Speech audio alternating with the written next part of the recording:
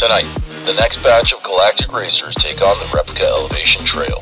The competition has been close so far, as we've had 3 perfect runs in the first 4 groups. Space Ace being the latest to add their name to a guaranteed second round spot. After tonight, 18 drivers will have their names on the leaderboard. And that's when the fun begins. I'm your host 905, and this is Heat 5 and 6 of the Freezie500 from Verglasia.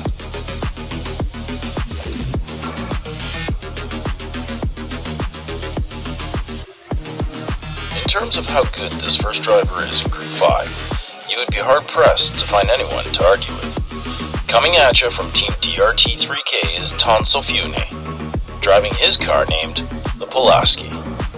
Tonso hails from Ludum, a mud ball in close proximity to Verglasia that is in the same dadastrial system.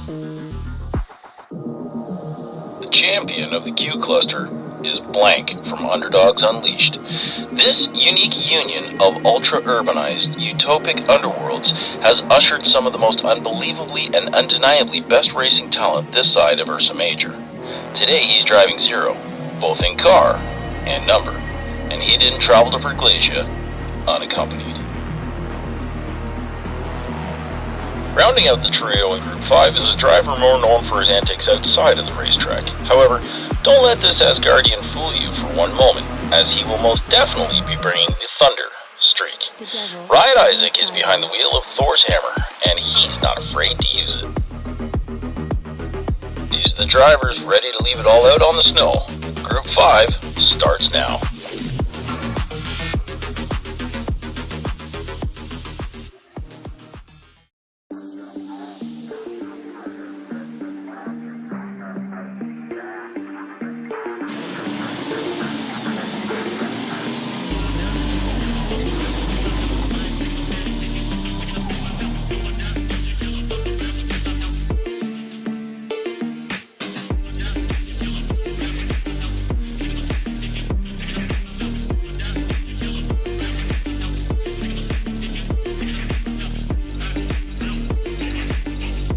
Drops and Tonso is gone. He buries his foot through the floor and doesn't look back. Blank and Isaac get into it just before the number 2 checkpoint, and I don't know what that exchange was about.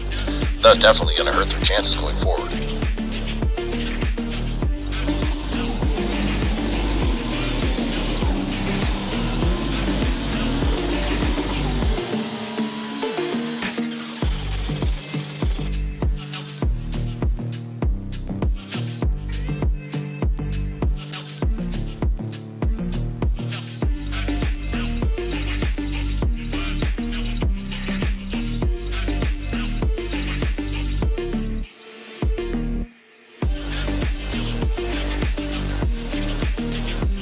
Ouch, that was tough to watch. The gate drops and Riot stays well clear of Tonso and Blank, and then Blank absolutely stuffs his car into the side rail. Tonso's unfortunately collateral damage to that one, and Riot is gone. As we take another look at this, it looks like Tonso actually guides Blank into the side and may have orchestrated that whole thing happening, but look at how he just clips that wall, stuffs it, and he's done. Riot Isaac, on the other hand, says, "Thank you very much, boys. I'll take the 11 points." And he's back in this race.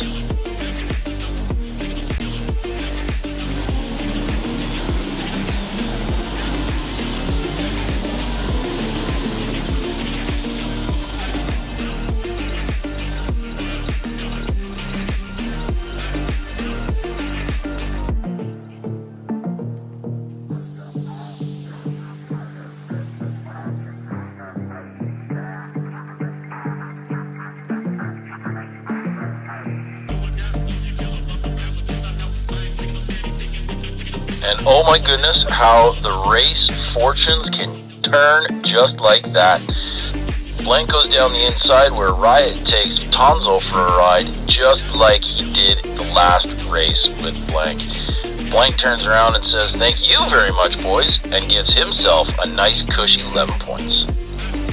Whoever said karma doesn't play a role in racing surely hasn't watched anything from Elevation Trail. And as the racers wait for their points, which are up right now, Riot Isaac seems to be a little standoffish because he knows what he's done in that last race. We're going to throw it up to the big board and see where these guys fit in. And it looks like Tonso Fune has come out on that group with 23 points. That lands him 7th overall. And as we say goodbye to this heat, hey, wait a second, where's Riot going? Riot's taking off. We say goodbye to one heat, we say hello to the next heat. These are your drivers for heat number 6. He's from a parallel universe where the cars are alive and the race for survival is more than entertainment. Francesco embodies the ride or die mentality, and it's got him this far. He roams the multiverse looking for races just like this, and lives by one solitary rule: Francesco needs to know a strategy to win. James Ironbeard comes from the backwater planet of Regnum 1, where his legend grows with every race he enters. Some say his beard is actually made up of an element closely resembling iron, but slightly different in its chemical composition, while others say he doesn't have a beard at all. All we know is he's driving the Red Mist. Driver 3 in Group 6 is a massive talent in the racing universe. Just like the planet his moon orbits, his name casts a big shadow over our sport. Checking in from Ganymede for Vapor Racing is Sneaky Bob in his classic bone speeder named Purple Rain. Fun fact, the rain on Ganymede is actually purple when it falls. And acid. So maybe avoid it next time you're booking holidays. Those are your Heat 6 hopefuls. Let's get them into the gate for race number 1.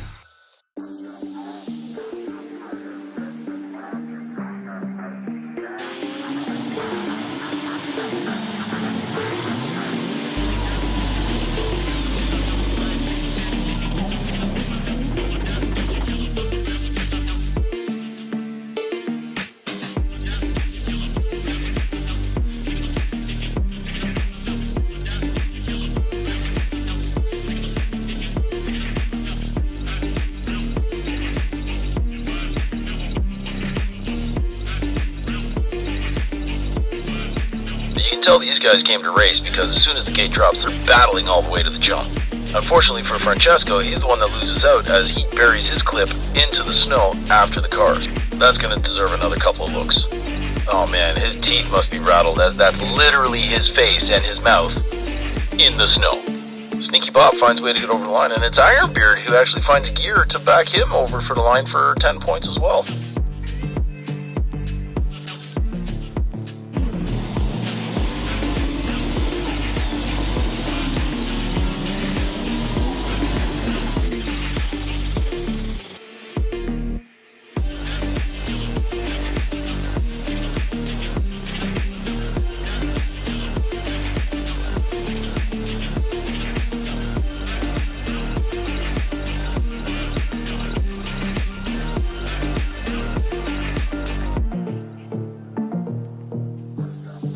And here are those racing gods once again, as Francesco tries to take Ironbeard out in the wall before the jump, and it seems like after the jump there's some debris on the course that slows him up. Unfortunately, it also catches Ironbeard up, but Sneaky Bob, he's in there again for 11 points.